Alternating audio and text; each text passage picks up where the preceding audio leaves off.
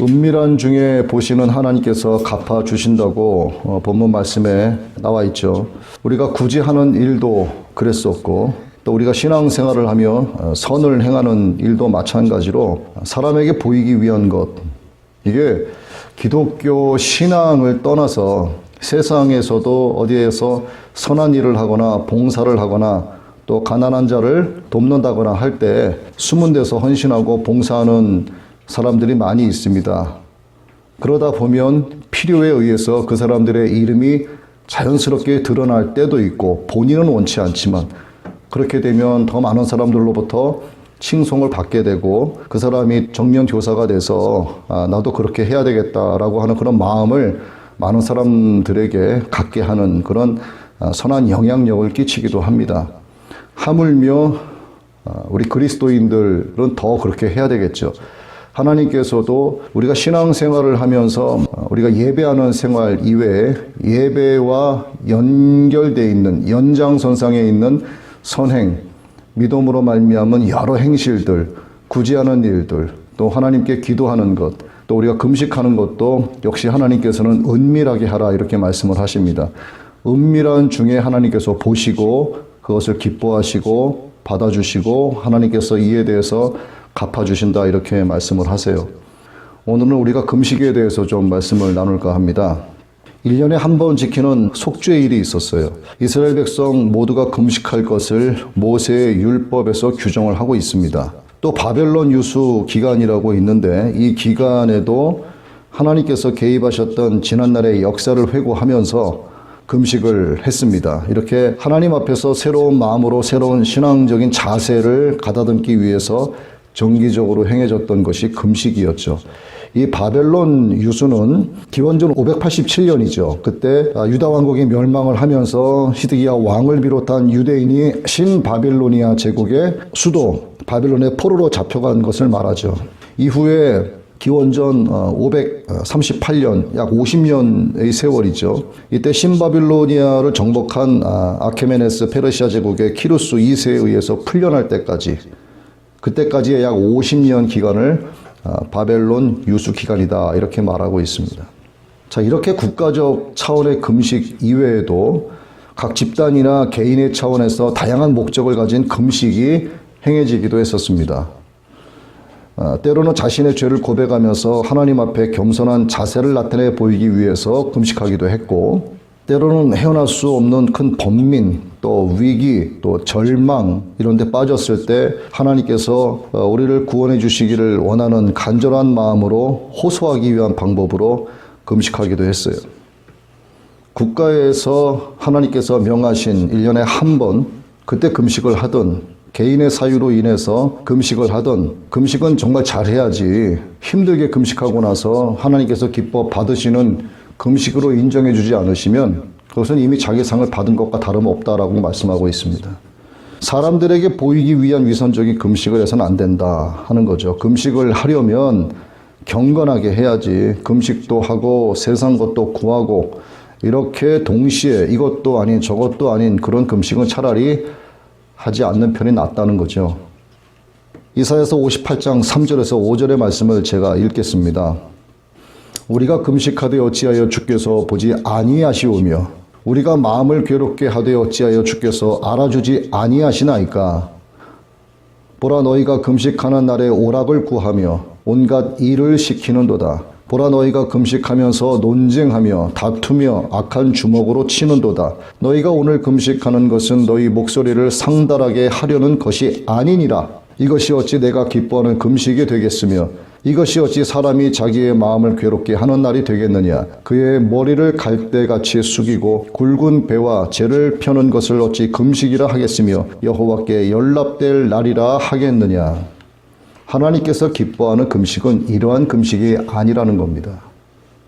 하나님께서 기뻐하시는 금식에 대해서는 이렇게 말씀을 하고 계세요.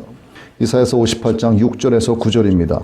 내가 기뻐하는 금식은 흉악의 결박을 풀어주며 멍에의 줄을 끌어주며 압제당하는 자를 자유케 하며 모든 멍에를 꺾는 것이 아니겠느냐. 또 줄인 자에게 내 양식을 나누어 주며 유리하는 빈민을 집에 들이며 헐벗은 자를 보면 입히며 또 내 권력을 피하여 스스로 숨지 아니하는 것이 아니겠느냐. 그리하면 내 빛이 새벽같이 비칠 것이며 내 치유가 급속할 것이며 내 공의가 내 앞에 행하고 여호와의 영광이 내 뒤에 호위하리니 내가 부를 때에는 나 여호와가 응답하겠고 내가 부르짖을 때에는 내가 여기 있다 하리라. 하나님께서 인정하지 않으시는 금식과 하나님께서 기뻐하시면서 인정하시는 금식이 명백하게 이렇게 말씀에 기록이 되어 있어요. 괜히 힘들게 금식하고 사람들에게 보이기 위해서 헛된 영광 구하지 말라는 겁니다. 당시의 금식은 기도가 항상 동반되는 것을 의미하지는 않았습니다. 금식하면서 기도하지 않을 수 있었고 또 기도하면서 금식하지 않을 수도 있었습니다. 그런데 오늘날 기독교에서 말하는 일반적인 금식의 의미는 항상 기도가 동반되는 것을 전제하고 있습니다. 이런 의미에서 지금부터는 금식과 기도의 합성어인 금식 기도로 표현하고자 합니다. 16절이죠. 금식할 때 너희는 외식하는 자들과 같이 슬픈 기색을 보이지 말라. 그들은 금식하는 것을 사람에게 보이려고 얼굴을 흉하게 하느니라. 내가 진실로 너희에게 이르노니 그들은 자기 상을 이미 받았느니라. 금식할 때는 슬픈 기색을 낼 필요가 없죠.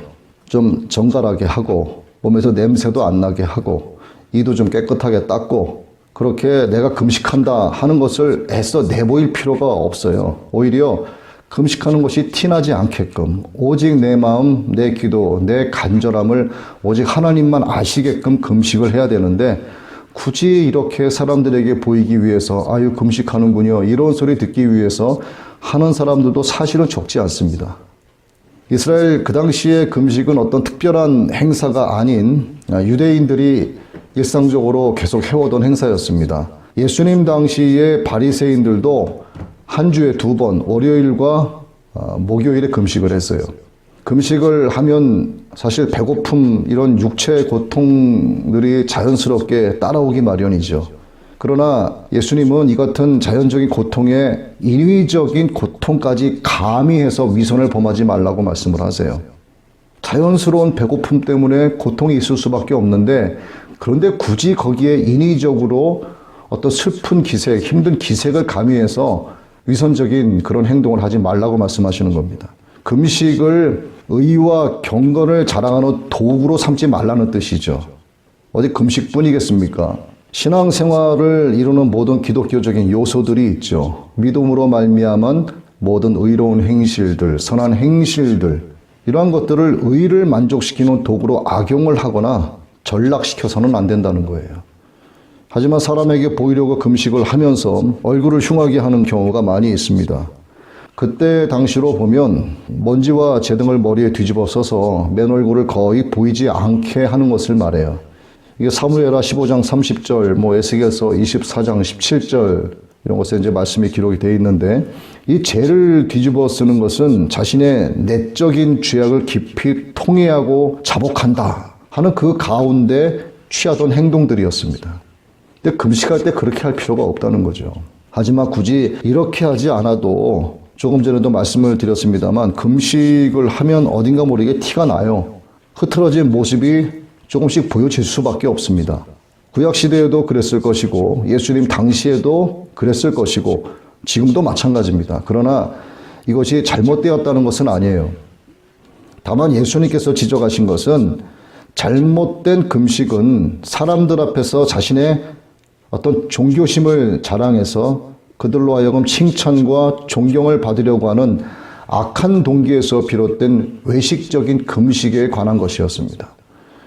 이러한 금식은 하나님께서 기뻐 받으시는 금식이 아니죠. 이에 대해서 예수님은 하나님으로부터의 상급은 기대하지도 말라는 뜻으로 이런 말씀을 하셨어요. 그들은 이미 자기 상을 받았느니라. 바리새인들이 원하던 것은 구제하는 일에도 그랬고 기도하는 일에도 그랬던 것처럼 금식 역시도 하나님의 상이 아니라 대중들 칭찬이었습니다. 그 칭찬이 헛된 영광이다라고 하는 사실을 깨닫지 못했던 그들은 그래서 아무런 가치가 없는 것들을 추구하면서 하나님의 이름을 팔아서 경건의 모양을 드러냈던 거죠. 그들은 이미 자기 상을 받았다는 이 말씀에 받다라고 하는 원어 아페쿠신이라고 하는 뜻은 전액을 영수했다는 뜻이에요. 금식에 대한 계산은 날아가 버리는 헛된 영광으로 끝났다는 얘기입니다. 지난 20세기 중반부터 시작된 한국교회의 폭발적인 성장, 여기에 금식 기도를 우선으로 꼽지 않을 수 없습니다. 한국교회의 태동기였던 약 130여 년 전부터 지금에 이르기까지 5만여 교회가 세워졌다고 하는데 평균적으로 보면 매년 300에서 400개 가량의 교회가 세워진 거죠. 이렇게 기독교 부흥의 역사 속에는 금식 기도의 비중이 매우 높게 자리를 차지하고 있습니다. 자, 이처럼 금식 기도가 한국 교회 부흥의 주된 요인 중 하나라고 한다면 이 마지막 시대 한국 교회의 갱신의 열쇠도 금식 기도에 있다고 할 수 있습니다. 하나님께서는 이스라엘 백성들에게 1년에 하루만 금식하도록 명하셨어요. 그날은 처음에 말씀드린 내용이긴 한데 대제사장이 이스라엘 백성의 모든 죄를 짊어지고 1년에 한 번 지성소로 들어가는 대속죄일이었습니다. 레위기 16장 31절에 스스로 괴롭게 하라는 말씀이 금식하라는 하나님의 명령이었어요. 그 외에는 금식을 명하신 적이 없습니다. 그런데 예수님 당시의 바리새인들과 서기관들은 이 금식을 경건의 척도로 삼고 일주일에 이틀 했다고 말씀드렸죠. 월요일과 목요일이었습니다. 자신들의 의를 사람들에게는 과시하고 하나님께는 공로를 얻기 위한 수단이었죠. 월요일과 목요일은요, 예루살렘의 장날이었습니다. 주변에 여러 촌락들로부터 많은 사람들이 이곳으로 몰려왔어요. 이때를 아주 빠른 계산으로 틈탔던 바리새인들은 자신들의 금식 현장을 슬픈 기색으로 노출시켰고 그것도 모자라서 창백하게 보이려고 얼굴에 횟가루를 바르기도 했다고 합니다. 이기적이고 위선적인 금식 기도의 진수가 여기서 나타나는 거죠. 요즘도 마찬가지입니다. 금식한다고 떠들고 다니면서 자신의 경건을 자랑하는 사람들이 없지 않아요. 40일 금식기도 횟수를 대단한 것이냐 경력에 포함시켜서 이력서에 한 줄로 채워 넣는 경우도 있다고 합니다. 물론 40일 금식이 정말 대단하죠. 저도 못했어요. 아무나 할 수 없습니다. 그래도 그것을 자랑의 도구로 악용해서는 안 된다는 거죠. 40일 금식 여러 번 해서 자랑하느니 차라리 안 하는 게 낫다는 거예요. 자랑하는 그 순간 하나님으로부터의 상급은 완전히 사라져 버립니다. 이러한 것을 자랑하는 자들 가운데 자칫 기도받기를 원하는 성도나 신앙상담 받기를 원하는 성도들에게 이렇게 말하는 경우가 있죠. 헌금 얼마를 해라. 작정기도를 얼마 동안을 해라. 새벽기도를 얼마 동안을 해라. 금식을 얼마 동안을 해라. 하나님께서 내게 이렇게 말씀하셨다. 이렇게 말을 하는 사람들이 있어요. 이게 귀신 신내림 받은 사람처럼 막말을 하는 겁니다. 이러한 것들은 영적 폭력에 해당이 돼요. 마치 신령한 영권과 영감을 한 몸에 다 받은 듯한 착각에 빠져 있기 때문에 이렇게 이야기하는 겁니다. 심각한 경우에는요, 타인의 신앙을 매우 하찮게 여기는 증세로 나타나기도 합니다. 이러한 현상들은 변절된 금식 기도가 불러온 결과일 뿐만 아니라 외발자전거 타듯이 한쪽으로 치우친 신앙생활을 할 때 나타나는 그릇된 은사주의의 증상들인 거예요. 잘못된 금식은 크게 두 가지로 분류할 수 있습니다. 이기적인 금식, 또 외식하는 금식입니다. 자, 금식은 그 자체가 목적이 아니라 하나님과의 관계 재정립이 목적이죠. 이 목적의 본질을 상실하게 되면 하나님께서 기뻐하시는 금식의 의미를 우선 훼손하게 됩니다. 금식하는 동안 세상의 오락을 구하고 악을 행하고 논쟁하고 다투고 악한 주먹으로 치는 등의 폭력도 서슴지 않는 거예요. 인간적인 계산으로 경건의 모양을 내세울 때 나타나는 현상이 바로 이기적인 금식입니다. 그다음 위선적인 금식이죠. 금식하는 사람들은 모든 것들을 제쳐놓게 삶의 원점으로 돌아가서 하나님과 대면하기 위해서 금식을 하고 삶의 모든 근본적인 문제에 대한 해답을 얻기 위해서 금식을 합니다. 그러나 그 가운데 사단이 틈을 타게 되면 그 영적인 판단은 흐려지게 돼요. 하나님을 향한 금식 기도는 사람의 시선을 향하게 됩니다. 이것은 영적 교만에서 나온 하나님을 모독하는 행위에 해당한다고 볼 수가 있어요. 일어서는 자는 넘어질까 조심해야 되는데 교만한 사람은 자신의 영적인 입지가 굳게 섰기 때문에 흔들리지 않을 거라고 큰 소리 치는 거죠. 그런데 위선적으로 한다는 것은 이미 넘어졌다는 뜻이에요. 이를 깨닫고 다시 일어서기 위해서는 정말 금식 기도가 좋은데 그 금식 기도 자체를 위선적으로 하니 문제가 큰 겁니다.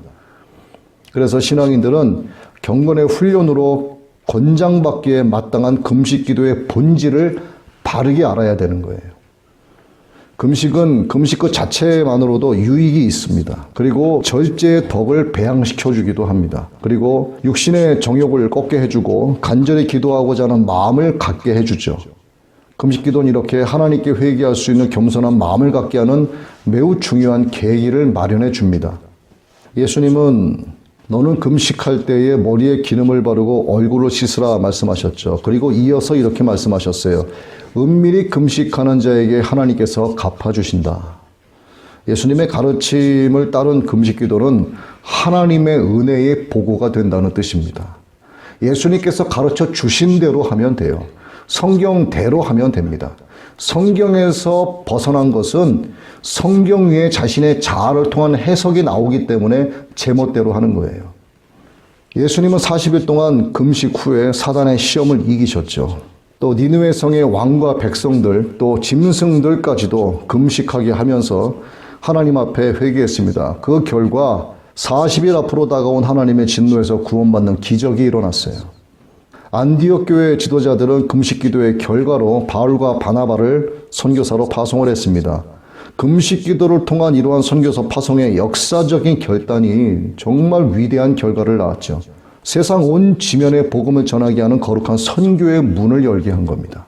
사도행전 13장 2절에서 3절의 말씀이죠. 주를 섬겨 금식할 때 성령이 이르시되 내가 불러 시키는 이를 위하여 바나바와 사울을 따로 세우라 하시니 이에 금식하며 기도하고 두 사람에게 안수하여 보내니라. 제대로 하는 금식, 예수님께서 가르쳐 주시는 금식, 하나님께서 기뻐하시는 금식은 성령님께서 직접 말씀해 주시는 거예요. 우리나라 민족 복음화의 비전을 가슴에 안고 40여 년 동안 불타는 심령으로 젊은이들에게 복음을 전하셨던 김중건 목사님이라고 계셨었죠. CCC를 결성해서 이 땅에 그리스도의 계절이 오도록 정말 혼신의 힘을 다하신 목사님이십니다. 그 목사님은 그래서 지난 40년 동안 매일 아침을 금식했다 이렇게 말씀을 하셨죠. 그리고 크고 작은 사건이 생길 때마다 3일, 7일, 10일, 20일씩 금식했다 이렇게 말씀하셨어요. 이를 통해 새 힘을 얻었고 그럴 때마다 하나님의 응답을 깊이 체험했다고 고백하셨습니다. 돌아가신 지 좀 되셨지만 CCC는 대한민국 청년기독교 연합의 중심이 됐죠. 올바르게 한 금식 기도의 결과가 이렇게 놀라운 민족 복음화의 결과로 나타난 겁니다. 바르게 금식하면 하나님께서 주시는 상급이 틀림없이 있습니다. 그러나 금식 기도를 반드시 해야만 하나님의 응답을 받을 수 있다는 뜻은 아니에요. 금식하지 않더라도 기도하면 하나님은 응답해 주십니다. 기도하지 않아서 문제지 금식하지 않아서 문제가 아닌 거예요. 하지만 오늘 금식에 관한 예수님의 말씀을 우리가 깊이 묵상을 해보면 금식을 권장하고 계신다는 것을 깨닫게 됩니다. 16절과 17절에 금식할 때에 라는 말씀이 금식을 긍정적으로 뒷받침해 주고 있는 거예요. 금식은 말 그대로 영육간의 어떤 목적을 달성하기 위해서 먹는 것 그리고 심지어는 마시는 것까지도 삼가하는 것을 말합니다. 마음대로 먹고 마시면서 하나님을 부르짖는 사람과 식음을 전폐하고 사생 결단하면서 하나님을 부르는 사람의 기도는요. 그 간절함과 진지함에 있어서 명백한 차이가 날 수밖에 없습니다. 금식하면서 부르짖는 자의 기도를 하나님께서 귀담아 들으실 거라고 하는 그 믿음이 그 기도를 더욱 간절하게 만들기 때문이에요. 이 믿음은 하나님의 특별한 관심을 불러일으킬 것이라는 어린아이와 같은 순수한 믿음에서 비롯됩니다. 금식 기도를 해본 사람은 알죠. 특별히 기간을 정한 작정 금식 기도가 아니더라도 보통 마음을 찢으면서 기도하거나 깊은 통의 자복의 기도를 하게 되면 자연스럽게 식음을 전폐하게 됩니다. 이것이 순수한 믿음에서 시작되는 금식 기도죠. 절박한 현실적인 문제로 밤낮 씨름을 하거나 영적인 갈급함이 있거나 하나님의 은혜를 간절히 사모하게 되거나 하는 등의 이유들은 금식 기도에 충분한 조건들이 된다고 볼 수 있습니다. 이럴 때 금식 기도를 하는 이유는 금식 기도가 내세의 여러 문제들을 지름길로 타파해 나가는 매우 중요한 열쇠가 된다고 믿기 때문에 하는 거예요. 영국이 나온 복음주의 설교가 아더 윌리스 이런 말을 했습니다. 순수한 마음과 올바른 동기로 하는 금식 기도는 잠긴 문을 열 수 있는 유일한 열쇠가 될 수 있다. 금식 기도의 본질을 정말 잘 표현한 내용이죠. 예수님은 절박한 상황을 신랑을 빼앗기는 날 이렇게 표현을 하셨어요. 신랑을 빼앗기는 날. 왜 신랑을 빼앗기는 날이라고 표현을 하셨을까? 보시죠. 어떤 사람이 예수님께 와서 이와 같은 트집을 잡습니다. 세례 요한의 제자들도 금식하고 바리새인들도 금식하는데 왜 예수님의 제자들은 금식하지 않고 먹기만 합니까? 예수님의 대답이 이어집니다. 잔치집에서 신랑과 함께 있을 때 금식하는 사람이 천하에 어디 있느냐? 그러나 언젠가 신랑을 빼앗기는 날이 올 것이다. 그때는 금식할 것이다. 이렇게 말씀하셨죠. 신랑과 신부가 결혼식을 올리고 있는 어느 마을이 있었는데 갑자기 쳐들어온 괴환이 있습니다. 그 괴환들이 마을을 쑥대밭으로 만들고 신랑까지 끌고 갔어요.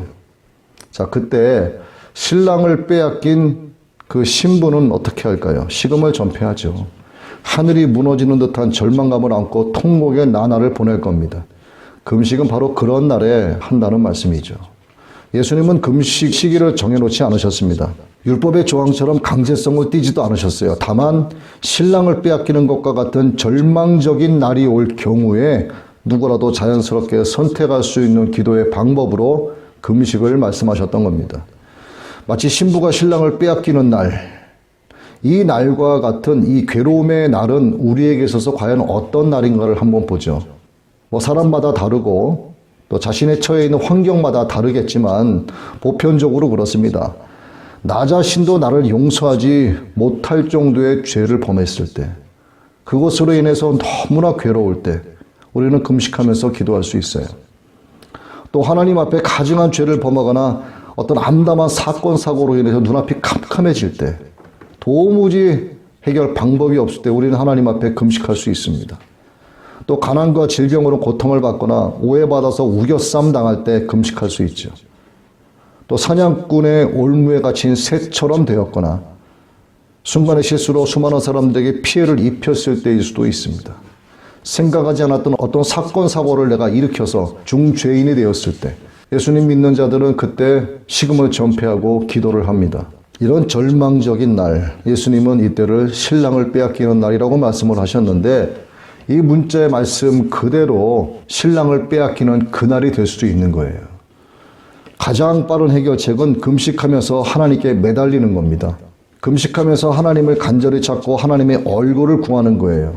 이때는 또한 금식 기도를 할 수 있는 좋은 계기를 하나님께서 주셨다는 사실에 대해서 감사해야 됩니다.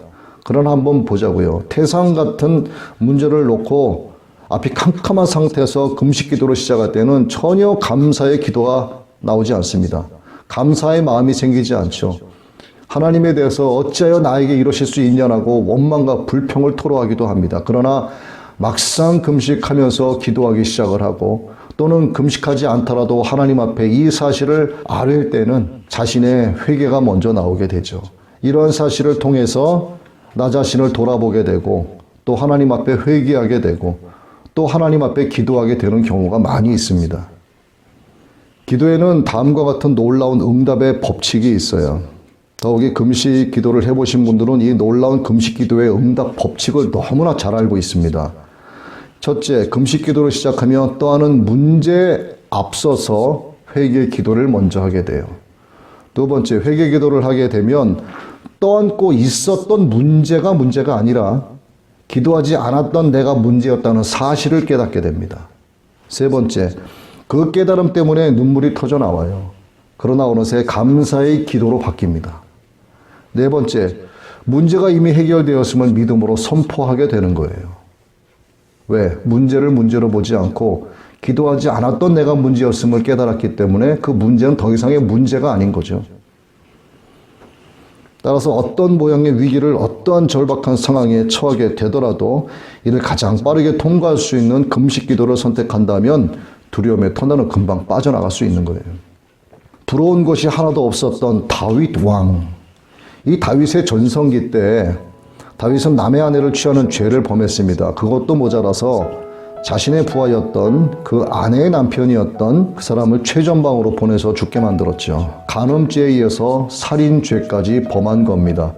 그 여자와 다윗 사이에 아들이 태어났죠. 하나님은 나단 선지자를 보내셨습니다. 다윗의 죄값으로 아들을 치겠다, 이렇게 나단 선지자를 통해서 말씀하셨어요. 아이가 아프기 시작을 합니다. 고열이 오르고 나중에는 숨을 헐떡거리기까지 했습니다.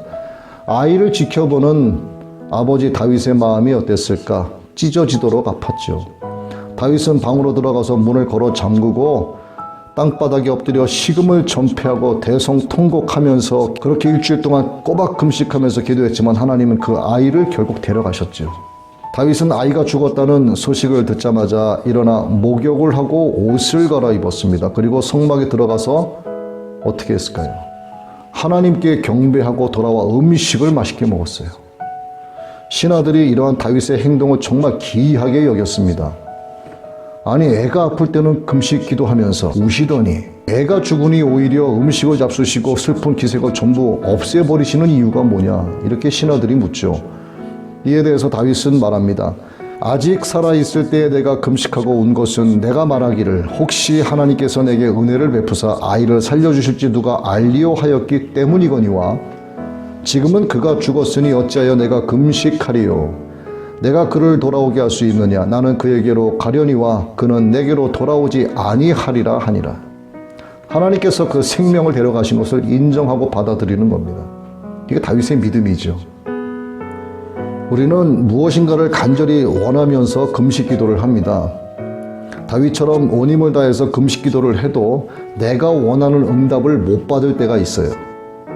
그러나 시간이 지나고 보면 내가 원하던 것은 비교도 안 될 만큼의 더욱 놀랍고 큰 은혜를 기도의 응답으로 하나님께서 내게 베풀어 주셨다는 사실을 깨닫게 됩니다.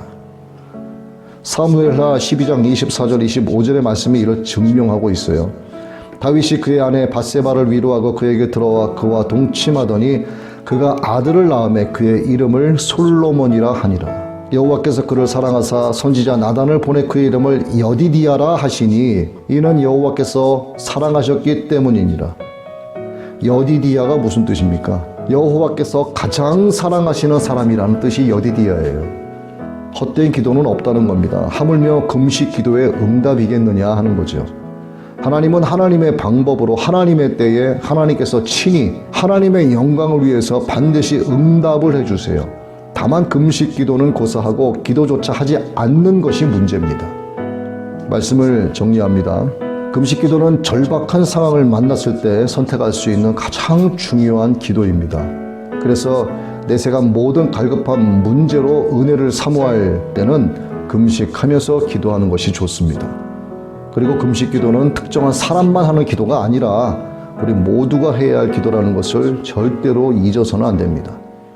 혹시 금식 기도를 하게 된다면 하나님만 아시는 은밀한 금식 기도를 하시기를 권면드립니다. 그렇게 하면 흉악의 결박이 풀리고 멍에의 줄이 끊어지고 압제 속에서 자유케 되고 모든 치유가 급속히 이루어지고 또한 여호와 하나님의 영광으로 호위받는 삶을 살아가게 되는 거죠. 그렇게 하나님의 그 놀라우신 응답으로 위로받는 나날이 이어질 것입니다. 그리고 이제 교회 본연의 자세를 잃고 무기력증과 매너리즘에 빠진 이 대한민국의 교회는 다시 한번 금식 기도에 주목해야 될 때가 됐습니다.